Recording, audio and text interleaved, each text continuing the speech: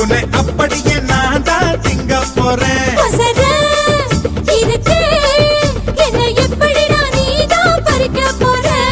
அணிலாக மாறினான், அழகாக தாவினான், அங்கங்க